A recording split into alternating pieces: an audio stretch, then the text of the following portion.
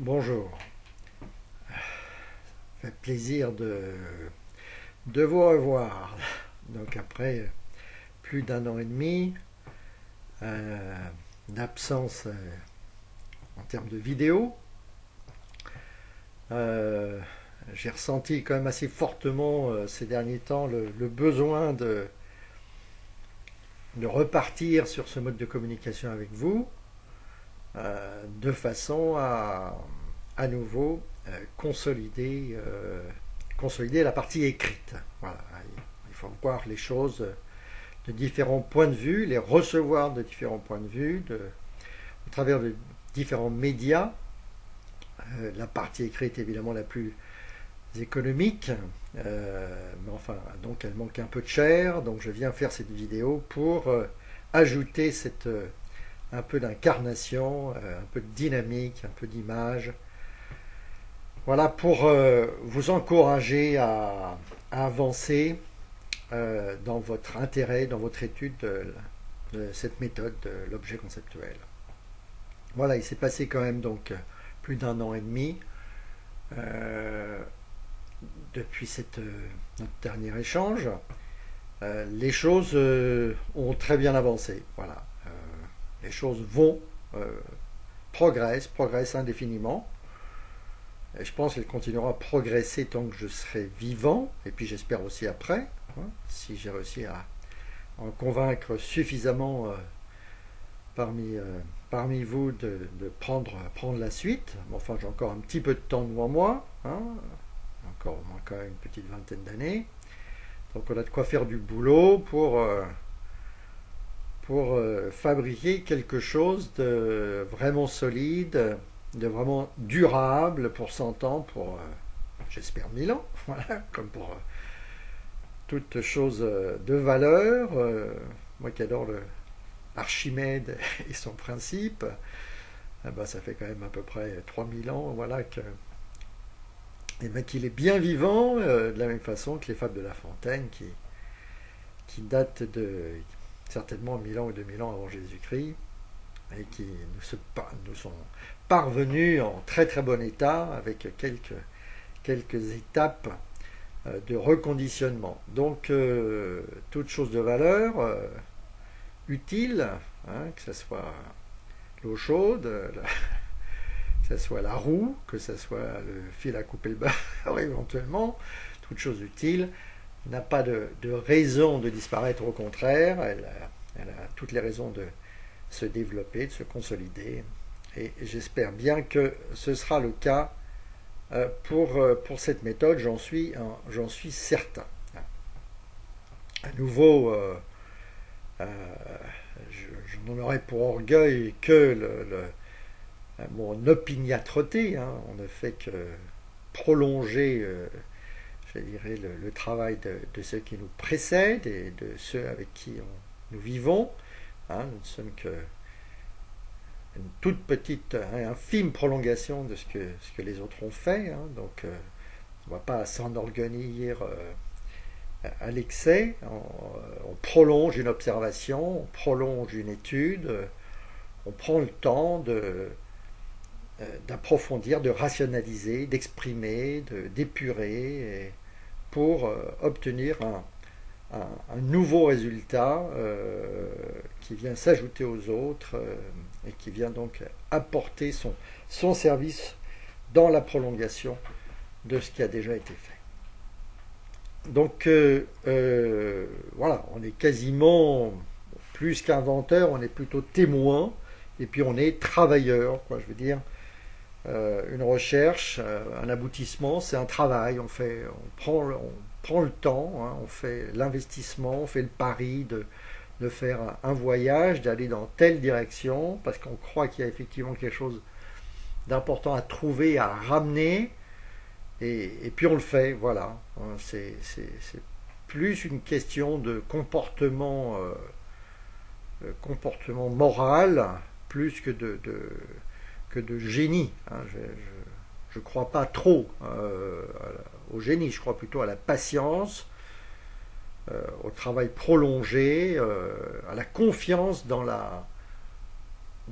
l'objet auquel on va aboutir, Et ça, c'est une perception. On voit, c'est comme celui qui est en bateau, ben, la forme se maintient, la forme de l'île, la forme de la côte se maintient, et plus il avance dans cette direction, et plus cette forme est distincte, est visible, est claire.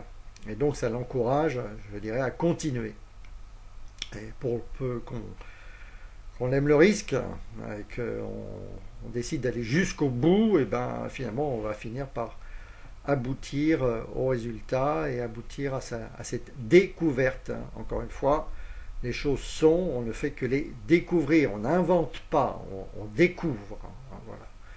On aboutit, on découvre des choses qui sont là, qui sont potentielles, voilà, et qui s'éclaircissent avec le travail, avec beaucoup de travail, toujours avec du travail de tous les jours, et avec un travail qui se maintient parce que, justement, parce qu'on sent qu'on avance, on sent que ça s'améliore, que c'est mieux, que c'est plus clair, que c'est plus précis, que c'est toujours cohérent, qu'il n'y a pas de contradiction. Voilà. Donc, cette méthode de l'objet conceptuel, elle est infiniment importante. Évidemment, au cours de cette vidéo, je ne vais pas tellement apporter des choses nouvelles. Hein, je veux dire, en fait, encore une fois, tout est écrit. Hein, je ne vais ici que donner, encore une fois, donner de la chair, donner du mouvement, donner de l'image, rendre plus sympathique autant que possible, autant que je peux le faire. De concrétiser voilà, ces textes voilà, qui fatiguent évidemment par le fait même de la lecture. Hein, je veux dire, c'est un peu aride. Donc voilà, c'est quand même une grosse partie, une grosse partie de la formation, c'est quand même avant tout de faciliter les choses, d'apporter tout ce flux personnel, ce flux, je dirais, charnel, qui facilite les choses.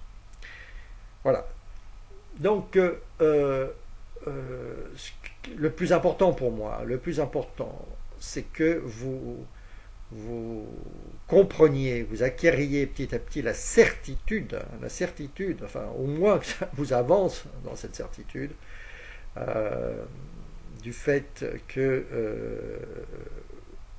il y a cette méthode, il existe une méthode qui est une méthode technique, qui est tout à fait semblable à toutes les techniques auxquelles qu'on est habitué à apprendre depuis qu'on est petit, que ce soit la lecture, que ce soit le fait de nager, de conduire une voiture, de faire du ski, voilà, finalement de pratiquer une discipline, faire du judo bien sûr, et ces techniques qui nous font progresser de façon considérable, étudier la musique, hein, je veux dire, voilà, avec un avant et un après, je dirais, qui sont la nuit et le jour, quoi. Je veux dire, apprendre une technique, c'est absolument merveilleux. Une fois que je sais jouer un instrument, je sais lire la musique, eh bien, je passe dans un autre état de vie, hein, dans une autre possibilité, une autre capacité.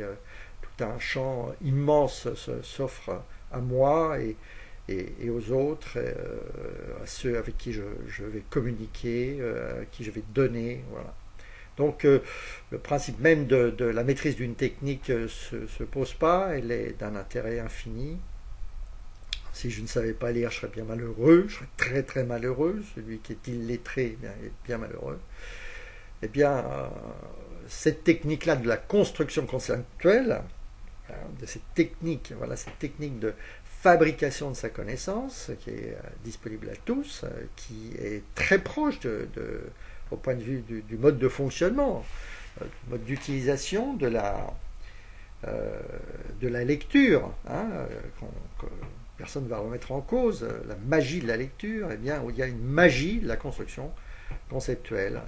La construction conceptuelle, c'est très facile quand on la maîtrise, il faut un petit peu de temps pour la maîtriser, mais une fois que c'est acquis, eh ben, c'est comme la lecture, on se régale, ça coûte absolument rien.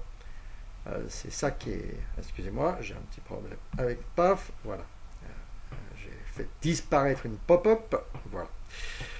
Évidemment, les conditions d'enregistrement sont toujours un petit peu difficiles, enfin, disons, on va dire aléatoires, un petit peu précaires, mais ça n'a aucune importance.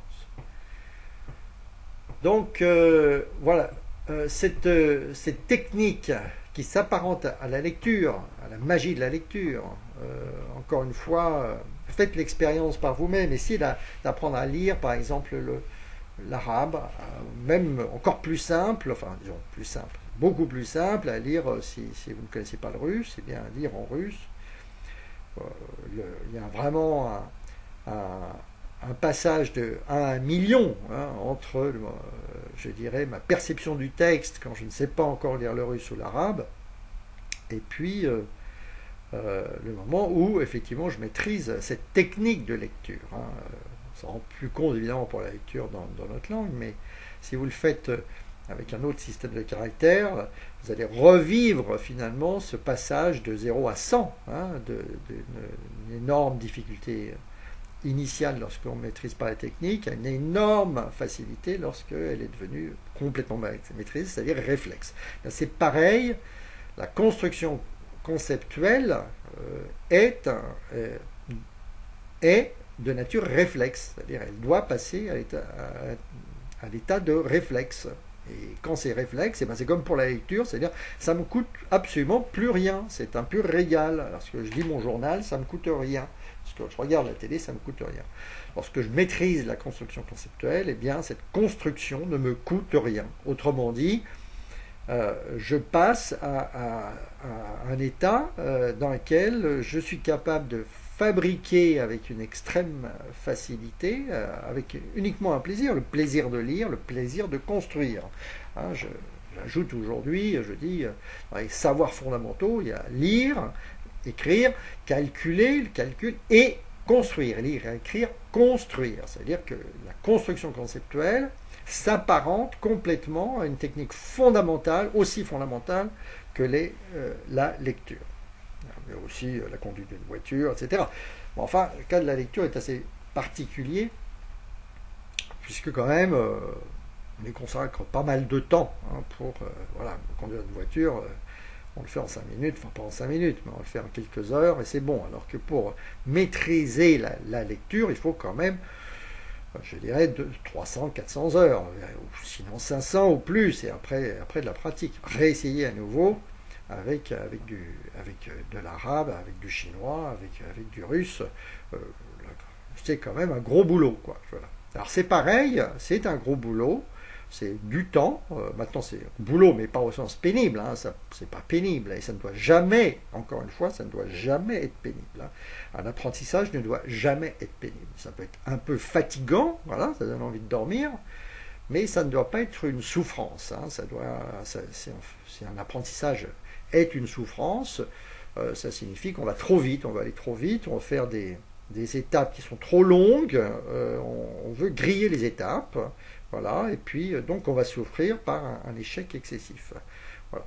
Donc il faut toujours aller doucement, il faut toujours aller progressivement, mais aller jusqu'au bout. Le tout dans tout, c'est d'aller jusqu'au bout. Le tout dans tout, c'est d'aller jusqu'au bout. Le tout dans tout, c'est d'aller jusqu'au bout. Voilà, on peut le répéter. Hein, c'est aussi un bon hit. Voilà. Aller jusqu'au bout. Et au bout, eh ben, il y a cette maîtrise parfaite, cette maîtrise réflexe. Je nage, je sais nager, je sais faire du ski, je sais lire en arabe, je sais lire en chinois, je sais lire voilà. Je maîtrise parfaitement une langue étrangère. Voilà, on va prendre encore une fois, peut-être ça restera toujours le meilleur exemple, le plus concret, c'est effectivement l'assimilation des langues étrangères qui, elles, ne se comptent pas en dizaines, ni même en centaines d'heures. On arrive plutôt à 1000, 2000 heures, à une quantité beaucoup plus importante, et avec un résultat toujours extraordinaire et fascinant et infiniment gratifiant. Le fait de parler une langue étrangère est un plaisir immense. Donc ça reste quand même la bonne référence de par le temps qu'on va consacrer à cet apprentissage. Donc il faut tout apprendre comme une langue étrangère, il faut tout apprendre comme une langue étrangère. Voilà, tout apprendre comme une langue étrangère. C'est la meilleure référence, c'est le meilleur exemple, et c'est l'exemple le plus commun, le plus banal, et le plus aussi, mais banal, mais fascinant, voilà, mais très concret. Voilà, tout le monde a besoin d'apprendre des langues étrangères, il faut apprendre des langues étrangères. Mon projet de présidentiel se base sur, je dirais, un accroissement de la capacité touristique et de l'activité touristique, qui est une activité de masse, je dirais, extrêmement rentable en France. Elle passera par, je dirais, la maîtrise de langues étrangères, beaucoup plus développée qu'actuellement, par les Français, de façon à pouvoir accueillir chaleureusement, efficacement, sincèrement, je dirais, les touristes qui ne demandent que à venir dans notre beau pays et y dépenser leurs sous, justement, pour autant que on en veuille bien, qu'on veuille bien faire l'effort de les accueillir, et parmi cet effort, au sein de cet effort, eh bien, il y a la maîtrise des langues étrangères, et tous les pays qui respectent le tourisme, l'activité touristique, qui respectent l'accueil, je dirais, du monde entier, eh bien, font l'effort, tous ces pays font l'effort, donc, d'apprendre des langues étrangères. Donc, j'aurai certainement l'occasion de revenir sur ce projet donc, de présidentiel, c'est-à-dire de redressement du pays et d'absorption de sa dette et de la suppression de son chômage, avec comme moteur fondamental, comme concret en tout cas, je dirais, un développement considérable, volontaire de son activité touristique au travers, voilà, qui s'appuiera notamment sur une meilleure maîtrise des langues, cette maîtrise des langues étant elle-même soutenue par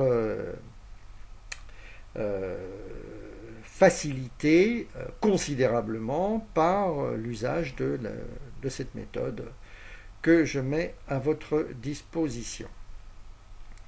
Voilà, alors, donc, en un an et demi, par rapport à mes dernières vidéos, il y a eu pas mal de textes, hein, puisque, encore une fois, il faut lire et relire ce que je mets sur le site, là aussi de façon minimaliste.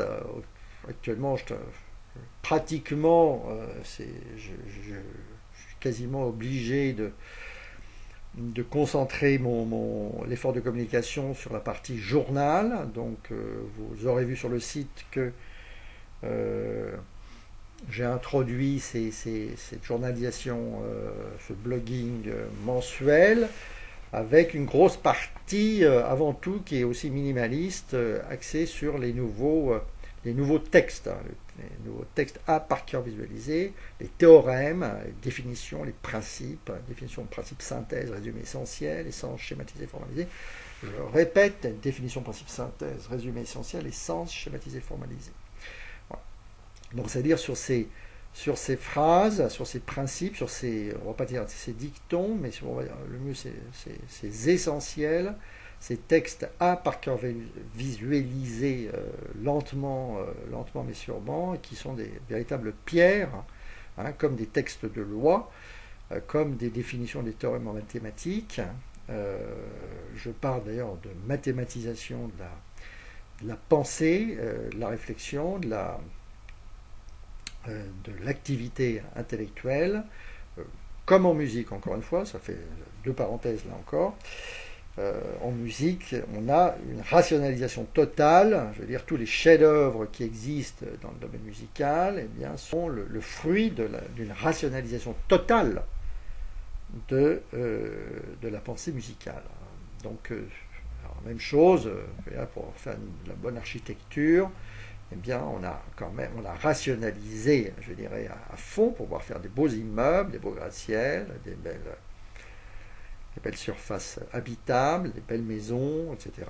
On a rationalisé au maximum, on a scientifisé au maximum, eh bien, la réflexion, et au sein de ça, eh bien, existent des idées, des principes, des idées fortes, des idées validées, des idées précises, mais qui sont en même temps des idées complexes, Un théorème, une définition est toujours quelque chose qui est complexe, d'une certaine complexité, mais pas trop non plus, de façon à ce que justement elle puisse devenir un réflexe. Principe d'Archimède, voilà, c'est une loi, je vais la redire typiquement, c'est une loi qui a sa complexité, mais qui n'est pas trop complexe, mais qui ne pourra pas passer à l'état réflexe tant que je n'aurai pas établi le texte court, définition, principe, synthèse, résumé, essentiel, essence, schématisé, formalisé. Un corps, tout corps, merci monsieur Archimède, tout corps plongé dans un liquide. Ce que je dis là, je suis en train de dire, est à la fois visuel et formel. On a un mariage parfait, homme-femme, voilà, mâle-femelle, voilà, visuel formel, entre le son et le morceau et sa traduction en termes de notes. Eh bien ici c'est pareil, je vais dire un corps, tout corps plongé dans un liquide est soumis donc à une force vers le haut dont l'intensité est égale au poids de la masse d'eau déplacée, de la masse de liquide déplacée. Donc voilà, c'est important. On pourrait presque faire un titre sur si on écrivait un livre ou un des livres sur le sujet, mais appeler ça le principe d'Archimède. Voilà, il y a la notion de principe, la notion de phrase minimale la plus juste possible, mais qui est une phrase. C'est la traduction d'une image, la traduction la plus fidèle possible d'une image, mais c'est aussi une phrase, c'est aussi un enregistrement, c'est une phrase, c'est une combinaison de mots, et le mot a une importance fondamentale, c'est un élément, je dirais, réflexisable, qui est attaché à une image très connue, un objet trivial ultra connu. Le mot correspond à un objet trivial ultra connu, objet trivial ultra connu. Donc, facile à mémoriser, facile à photographier, photographisable. Donc, le principe A est infiniment puissant, puisque il fait passer une image complexe à l'état de réflexe, il permet de faire passer une image complexe à l'état réflexe. C'est-à-dire, il y a le mariage entre l'image et le mot, et ce mariage très équilibré, qui paraît-il correspond à deux parties du cerveau, la partie liée au langage, la partie liée à l'image, eh bien, il y a cette partie, on va peut-être dire mâle-femelle, puisque les femmes ont une grande facilité à parler, à s'exprimer depuis toujours, c'est génétique, voilà, c'est profond, et les hommes ont plus de facilité à se repérer dans l'espace bien souvent, donc ont une tendance à avoir une fonction de visualisation, donc le côté mâle-femelle, je dirais, colle bien.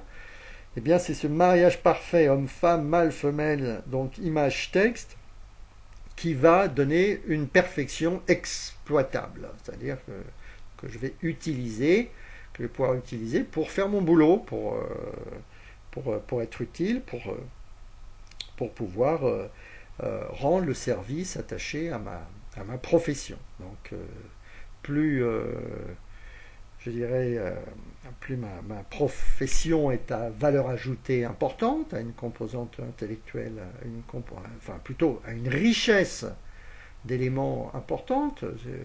Quand je vais vers la médecine, quand je vais effectivement vers le métier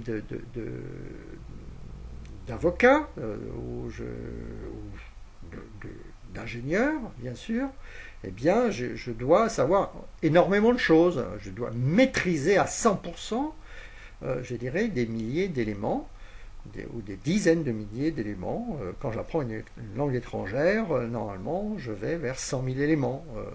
Maintenant, je pense que l'ordre de grandeur est peut-être de l'ordre du million. Voilà, il faut raisonner 100 000, 1 million. Voilà. Donc ça fait beaucoup de choses, ça fait beaucoup de précision, ça fait beaucoup d'éléments de savoir réflexe à acquérir, à assimiler. Et cette assimilation se fera toujours grâce à ce couplage de l'image et du mot. Les deux, ils travaillent ensemble. L'image sans le mot, sans son expression, elle va elle va s'évaporer, elle ne va pas rester, elle ne va pas se consolider, elle va disparaître, et puis voilà, tout simplement, autant on emporte le vent. Hein. Il lui faut son enregistrement, il lui faut sa matérialisation, et c'est son expression, et son expression écrite, hein, que je peux mettre sur du papier, qui va être matérialisé, qui va durer. Voilà, c'est la magie de l'écriture. Hein, la grande révolution, ça a toujours été avant tout celle de l'écriture. Au départ, voilà, sur des carapaces de tortues sur du papyrus, ensuite sur du papier, voilà, la grande révolution de la Renaissance, qui est une révolution avant tout de l'imprimerie, et puis maintenant de l'informatique, c'est-à-dire d'Internet, qui donne le texte gratuitement et donne accès à des millions, des milliards de pages de façon instantanée. Donc c'est vraiment il y a cette nécessité impérative et absolue de l'enregistrement de l'image sous une forme donc accessible indéfiniment ensuite au coût le plus faible possible. Et c'est ce qui fait la révolution d'Internet, c'est que eh bien, là où il fallait remplir les armoires, des bibliothèques entières avec des milliers de bouquins qui pèsent des tonnes, et bien maintenant, eh bien, j'ai plus qu'avoir mon petit ordinateur, ma petite tablette qui pèse 200 grammes, pour en fait avoir accès à des millions de pages, à des millions de textes. Donc il y a la connaissance, ce sont des images, mais ce sont des images formalisées. Hein, c'est couple de l'image et de la phrase. L'image sans la phrase, hein, ce qui se conçoit bien s'exprime clairement. L'image sans la phrase n'a pas de durée. L'important, c'est l'image, oui, il n'y a que l'image qui importe, la phrase en elle-même, on s'en fout, c'est un enregistrement, mais sans cet enregistrement, eh ben, l'image ne peut pas être conservée. La phrase écrite, c'est le mode de conservation de l'image. Voilà. Il faut une maîtrise, c'est une maîtrise de milliers, de dizaines de milliers, de centaines de milliers, de millions d'images, mais d'images bien conservées, et elles sont conservées par le texte, via le texte, via la chimie, via la magie du texte, etc. Voilà. Donc, c'est ça qui est très important, c'est que de comprendre cet équilibre indispensable, cette cohabitation, ce mariage, cette dualité entre l'image et le mot, l'image et la phrase. Hein. C'est essentiel, c'est fondamental.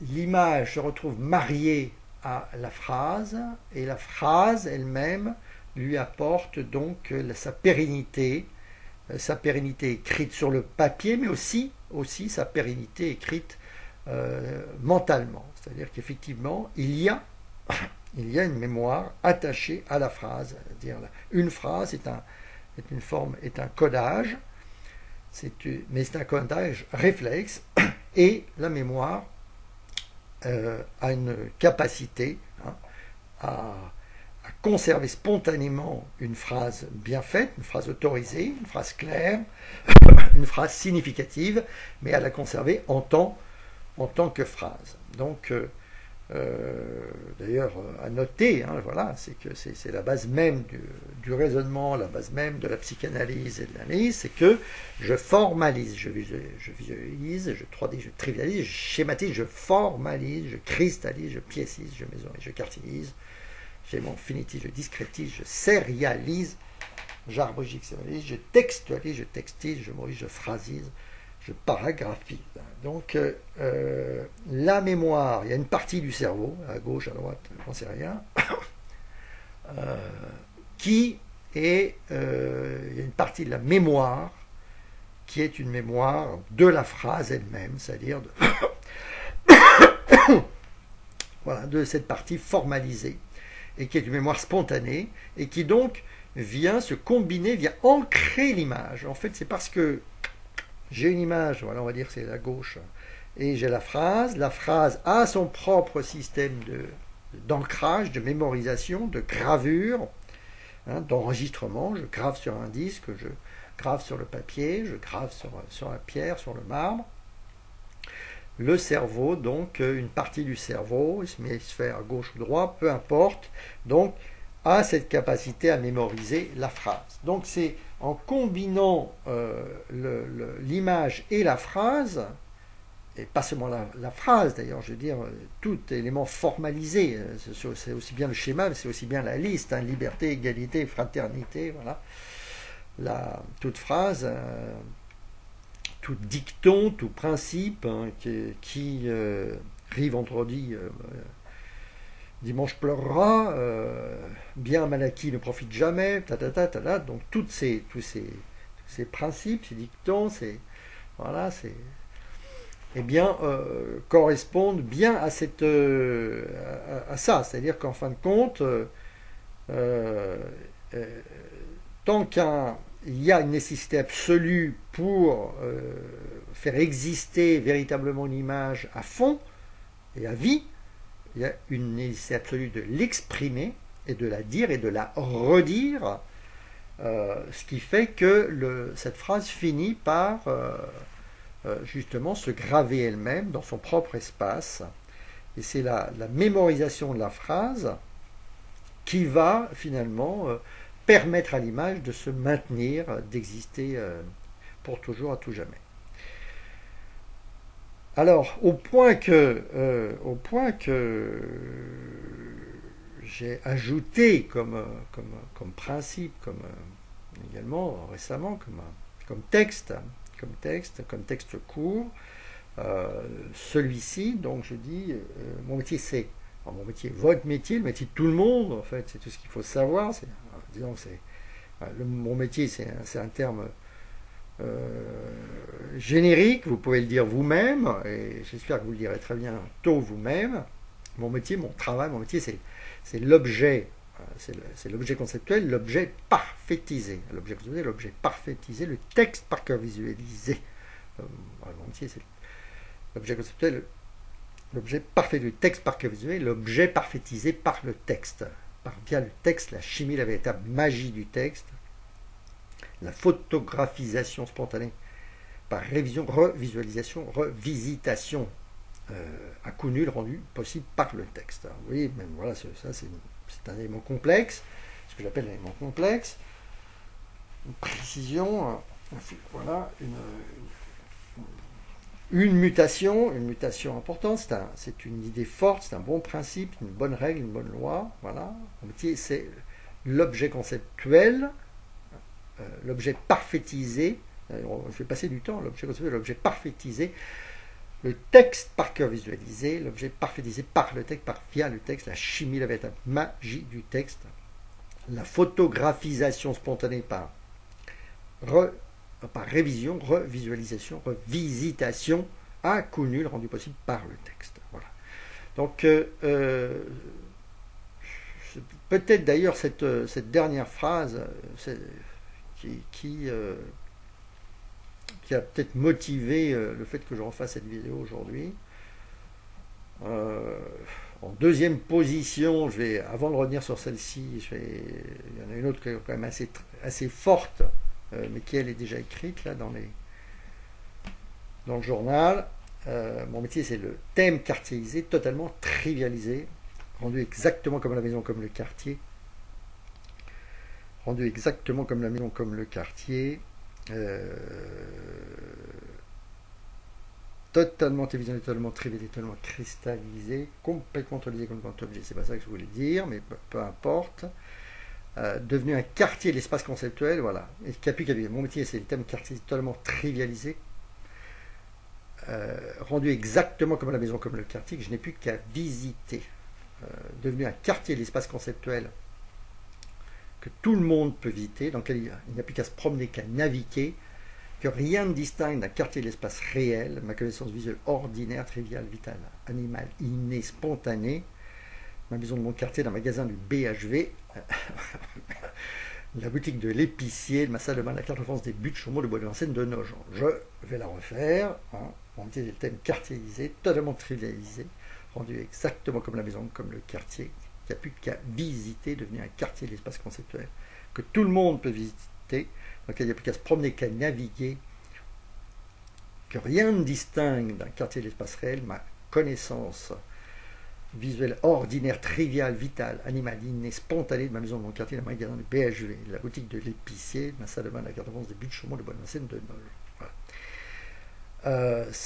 Ça, ce sont deux textes très puissants, extrêmement puissants et complémentaires, hein, puisque bon, dans le premier, je parle de l'objet conceptuel, dans l'autre, je parle du quartier conceptuel, du thème quartierisé. Et bon, ce sont certainement, enfin voilà, ces deux textes et ces deux principes, voilà, très forts, extrêmement puissants, qui ont peut-être le plus motivé cette nouvelle vidéo. Alors je vais revenir d'abord sur le premier. Donc on va pouvoir leur faire justement leur repasser image après image, case après case. À nouveau, je répète, j'ai déjà dit plein de fois, mais que une connaissance s'apparente, une connaissance parfaite s'apparente parfaitement à une bande dessinée. Hein, je veux dire, c'est constitue, comme je dis, une chaîne visuelle archimédia multidimensionnée 3D. Chaîne visuelle archimédia multidimensionnée 3D. Non, je ne vais pas continuer sur celle-là. Chaîne visuelle archimédia multidimensionnée. Bon, alors, parfaitement stable, parfaitement navigable, totalement parfaitement zoomable, exactement comme la maison que celle-ci, je reviendrai dessus. Évidemment, constamment des petits trous, une chaîne visuelle archimédienne multidimensionnelle, un réseau, un arbre, un graphe archimédien instantané, nanoseconde, indestructible, un continuum solide parfait, parfaitement stable, parfaitement navigable, totalement parfaitement zoomable, exactement comme la maison, comme le quartier. Ça, c'est une phrase ancienne, elle existe depuis pas mal de temps, mais je vais redire quand même l'autre qui est aussi, qui correspond bien à cette notion de bande dessinée, qui est très important, constitue une chaîne de blocs 3D centrés imbriqués, de mini-blocs 3D totalement, parfaitement imbriqués. Une bande dessinée, voilà, un album photo, un film, un roman photo, une chaîne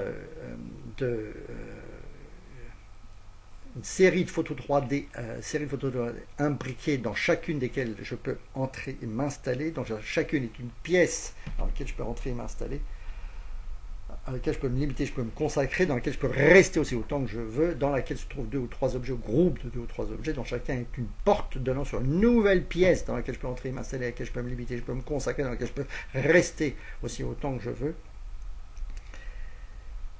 dans laquelle se trouvent à nouveau, évidemment, 2 ou 3 objets, ou groupes de 2 ou 3 objets, dont chacun est une porte donnant sur une nouvelle pièce dans laquelle... Donc, cette notion de bande dessinée, donc c'est-à-dire de chaîne, de mini-blocs 3D, parfaitement, totalement imbriqués,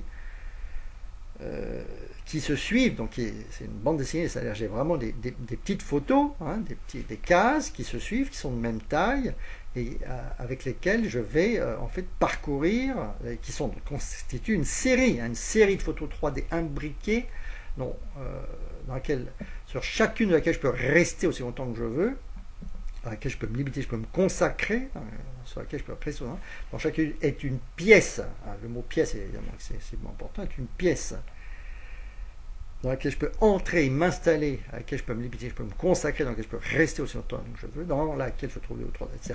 Donc la notion de bande dessinée est parfaitement juste, hein. C'est une sérialisation, c'est une série de, hein. J'ai ma pellicule, j'ai ma bande dessinée, une série de cases de taille fixe, et qui se suivent de façon bien déterminée, de façon... voilà, de façon séquentielle, voilà. C'est comme aussi un livre, je lis, j'ai une série de paragraphes, une série de phrases et une série de paragraphes, ils sont dans un ordre bien déterminé, une série d'images, voilà, qui ont été figées, qui ont été mis dans un ordre fixe, voilà.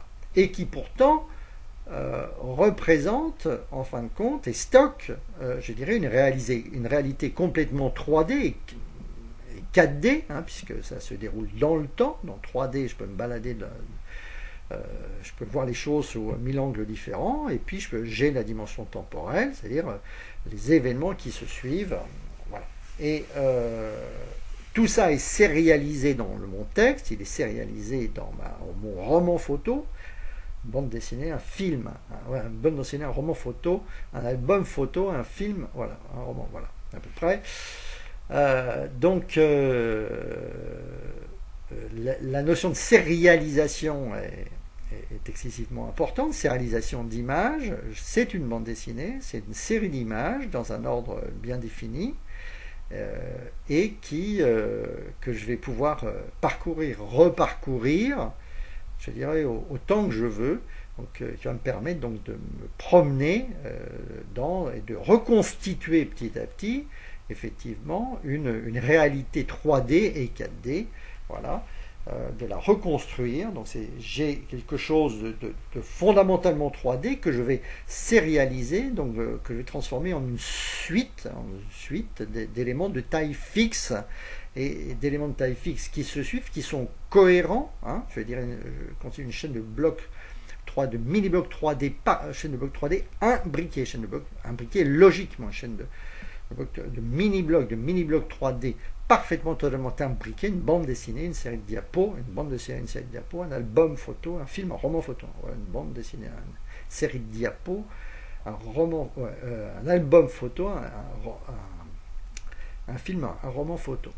Alors tout ça sont des phrases que je dis dans ma tête constamment, j'ai dit rarement, je dirais, en ouvrant la bouche, elles s'expriment très clairement dans mon esprit, mais le fait de passer de les exprimer voilà, oralement introduit toujours une phase, hein, puisque mon métier n'est pas d'être un acteur, donc je ne consacre pas beaucoup de temps à l'oralisation de ces phrases, et donc ça trébuche toujours un petit peu à chaque fois que je passe à cette phase d'expression orale sonore. Voilà, donc c'est pas grave du tout, ce sont des phrases qui sont à exploiter avant tout mentalement. Elles sont extrêmement légères, extrêmement rapides, extrêmement sûres, etc. Mentalement. Voilà. Alors maintenant, il faut bien effectivement les communiquer par écrit, par oral, et quitte à ce que ça trébuche un petit peu. Et j'espère que des acteurs de talent pourront, je dirais, améliorer cette expression orale par la suite. Hein. Ça fait partie de mes recherches. Voilà. Donc,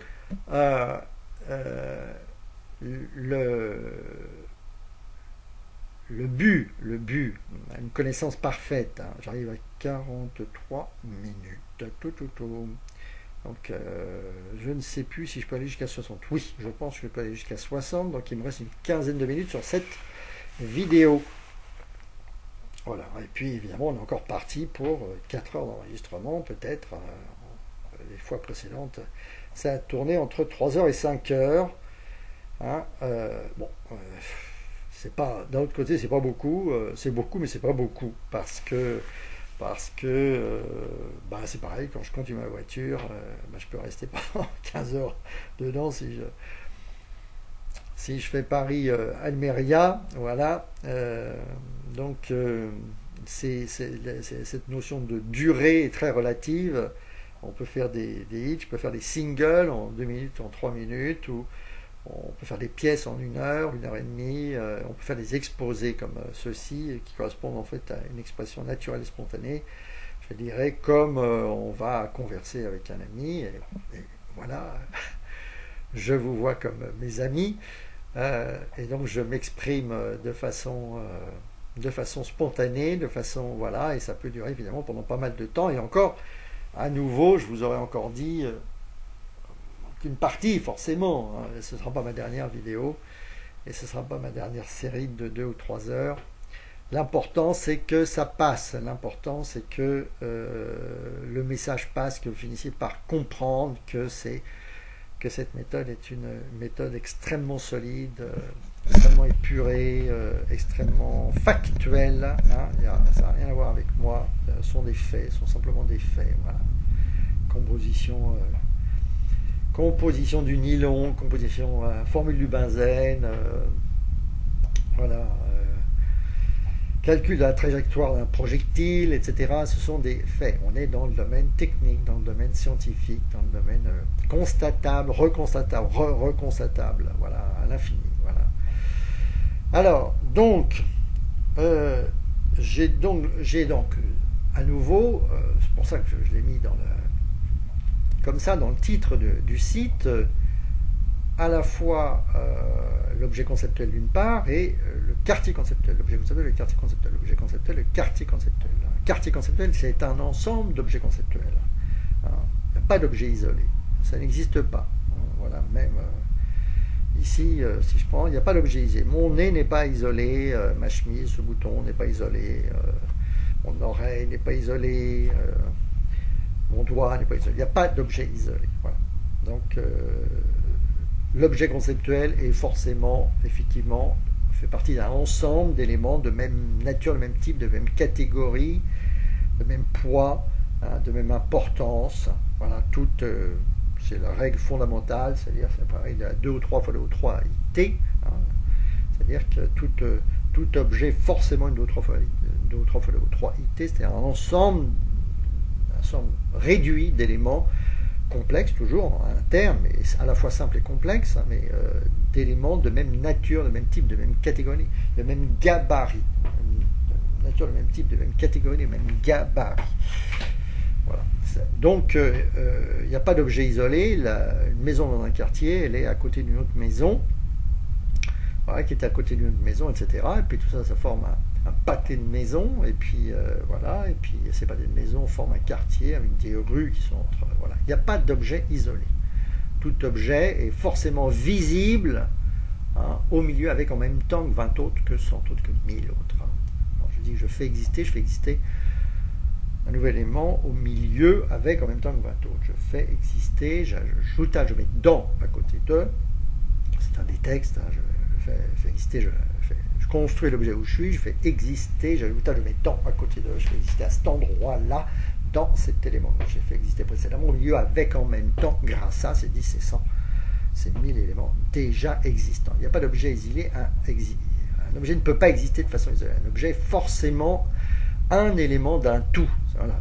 Si, encore une fois, voilà, si je prends une bicyclette, voilà, je veux dire, le vélo, la sonnette, eh bien, est positionnée sur le guidon qui lui-même est attaché à la roue et au cadre. Voilà. Et donc j'ai un tout cohérent, j'ai un ensemble d'éléments cohérents qui s'emboîtent, un ensemble de dominos qui sont tous attachés de façon bien collée, bien soudée, fixée, vissée, soudée, fixée, vissée, soudée, emboîtée, chacun a 1, 2 ou 3 voisins. Voilà, c'est le principe même de la construction, c'est-à-dire c'est des briques. Une brique est fixée à une brique qui est à sa gauche, une à sa droite, une qui est au-dessus, une qui est en dessous, voilà, et puis même en fait il y a toujours un petit décalage, donc il y a même 2 au-dessus et 2 en dessous. Voilà. Toute une construction est un ensemble réduit, assez réduit, voilà, c'est un chaînage, une chaîne, un enchaînement, une caténation, une mise bout à bout, un alignement, donc comme pour un meuble en kit, c'est-à-dire je mets un élément est attaché à 2 ou 3 autres, voilà, pas plus, 1, 2 ou 3 autres, fixés, vissés, soudés, fixés, vissés, soudés, emboîtés, voilà, emboîtés. Et c'est comme ça que toute construction se fait, c'est comme ça qu'existent les molécules avec lesquelles sont constituées les protéines, sont constituées l'ADN, donc jusqu'au cœur de la matière, au fin fond de l'existence même, on trouvera toujours des schémas de 2 ou 3 IT, de 2 ou 3 fois 2 ou 3 IT, 2 ou 3 fois 2 ou 3 fois 2 ou 3 IT. Donc d'un ensemble réduit d'éléments bien déterminés, appartenant à un groupe d'éléments de même nature, de même type, de même catégorie, de même gabarit. Comme pour les mots constitués de lettres, j'ai que 26 lettres. Avec ça, je fabrique donc mes syllabes, et avec ces syllabes, je fabrique mes mots. Donc j'ai 2 ou 3 ités parfaites. Donc la lecture, l'écriture, la lecture se base sur également donc sur une 2 ou 3 fois 2 ou 3 isation totale. Et toute la vie fonctionne sur une 2 ou 3 fois 3 isation totale. Voilà. Vous prenez une galaxie, vous prenez la Voie lactée, voilà, vous prenez l'univers, eh bien, il est à tous les niveaux, on retrouvera ce principe de 2 ou 3 fois 2 ou 3 isation, de 2 ou 3 fois IT. Ce qui existe, en fin de compte, ce qui existe, c'est toujours en fait le chaînage d'un élément à un autre élément, c'est-à-dire c'est le couplage, c'est le mariage. Je fixe, je colle, je cloue, je lis, je soude. C'est voilà, de 2 éléments. L'élément, c'est voilà, un homme rencontre une femme, voilà. J'ai une famille avec un père, une mère, 2 ou 3 enfants, plus, un petit peu plus, mais ça reste toujours extrêmement limité. Donc en fait, l'élément fondamental, c'est le mariage, c'est la fusion d'un élément avec un autre élément pour constituer un nouvel élément.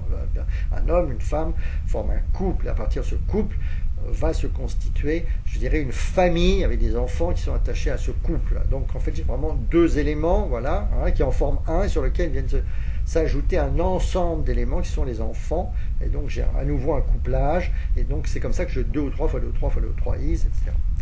Donc c'est le principe, même à la base de tout, il y a le couplage, le chaînage, le collage de 2 entités qui ont chacune leur existence et qui se rejoignent, se collent, voilà, voilà, de façon durable, parce qu'elles sont faites pour, justement, elles sont de même nature, de même type, de même catégorie, de même gabarit, voilà.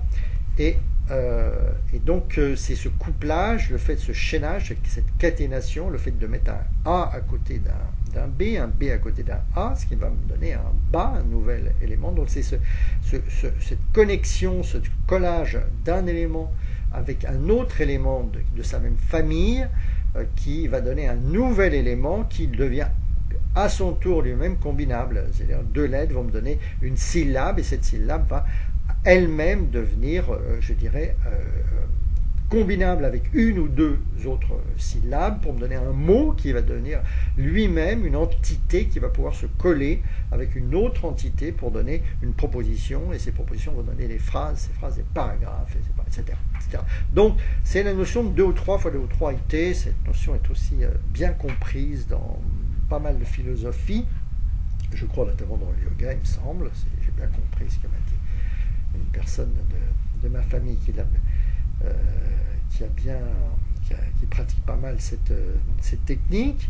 Eh bien, ce principe du 2, d'ailleurs, du yin, du yang, ce principe du couplage, du mariage, ces 2 IT, moi je dis c'est 2 ou 3 IT, c'est la notion de 2 ou 3 pour moi est importante, hein, on le retrouve dans le signe, dans les signes symboliques, dans le signe de la construction. Voilà, le 3 est un élément extrêmement important. La 2IT, la 3IT, hein, trinité dans les chrétientés. Donc la notion de 3 qu'on retrouve dans les symboles, par exemple maçonniques, voilà, on a 1, 2, 3, équilatéral. Donc c'est quelque chose j'aurais dire d'éternel, hein, je veux dire cette notion de couplage d'éléments de même nature, hein. Quand je fais B, A, bas, c'est je prends 2 éléments, je ne suis pas en train de coupler, je dirais, un stylo à billes avec une carotte râpée ou avec un nuage. Je couple des éléments qui font partie d'un même groupe, d'un même ensemble réduit, groupe au sens mathématique, hein. Enfin, je veux dire, la notion mathématique de groupe exprime bien, et je dirais met bien en exergue, cette notion d'ensemble très réduit d'éléments qui vont se combiner pour donner des éléments de taille supérieure, hein, les lettres de l'alphabet qui me donnent des syllabes, voilà, et ces syllabes qui me donnent des mots. Donc cette notion de construction à partir d'un alphabet très réduit, d'un groupe d'éléments extrêmement réduits de même nature, les éléments, toutes les lettres sont de même nature, eh bien, et chacune des lettres elle-même est formée à partir de formes extrêmement simples, de barres verticales, de ronds, etc. Voilà, on retrouve donc dans tout système, de valeurs, enfin tout système important, fondamental, gigantesque on va dire, dans toute la nature on retrouve ces notions d'appariement, donc de combinaison de deux éléments, deux ou trois éléments, qui forment une entité de taille supérieure qui elle-même va se combiner avec une entité de même type, voilà, de même poids. Voilà. Donc c'est quelque chose d'absolument universel et qui existe fondamentalement dans la nature. Encore une fois, il y a un alphabet fondamental qui sont les atomes. On a très peu d'atomes avec lesquels tout est construit. Tout le vivant est formé avec en fait 4 ou 5 atomes pour 99%, 99%. On en rajoute 3 ou 4 pour aller au bout. Encore une fois, le carbone, l'hydrogène, l'oxygène et l'azote, fondamentalement, un peu de soufre, un peu de phosphore. Et avec ça, on vous fabrique, un peu de sélénium aussi, je pense. Avec ça, on vous fabrique donc un être humain et on vous fabrique un animal, on vous fabrique une entité constituée de milliards d'éléments, de cellules, etc. Donc, pour bien montrer que on a quelque chose d'universel et on a la même chose quand on écrit des milliards de lignes de code pour fabriquer, je dirais, les logiciels qu'on utilise et que j'utilise à l'instant pour pouvoir vous parler. Voilà, donc c'est un principe totalement universel, le principe de 2 IT, 2 ou 3 IT, de 2 ou 3 fois 2 ou 3 IT. Je dis, je fais exister une nouvelle unité, une nouvelle 2 IT, une nouvelle 2 ou 3, un nouvel ensemble totalement déterminé, c'est le mot ordonné, une nouvelle combinaison, un nouveau chiffre logique, un nouveau mot visuel, un nouveau tout, une nouvelle entité, un nouveau bloc, un nouvel ensemble d'éléments que je vois tous en même temps, que je vois toujours tous en même temps, une nouvelle instantanéité, nanosecondité, à coup de nullité, indestructibilité, cristalalité, à tout jamais totalement parfaitement disponibilité. Un nouvel enregistrement, une nouvelle photo 3D, un nouvel ensemble d'éléments que je vois toujours tous en même temps, parfaitement simple, parfaitement navigable, parfaitement zoomable. Sur chaque élément lequel je peux me poser, je peux me reposer, je peux rester aussi longtemps que je veux. Bon, voilà, j'en ai profité pour vous replacer de façon un petit peu logique, je dirais, une des phrases, un des textes importants. Donc je pense que par ailleurs j'arrive à 57 minutes et c'est peut-être raisonnable de passer à la vidéo suivante. Voilà, bisous, à tout de suite.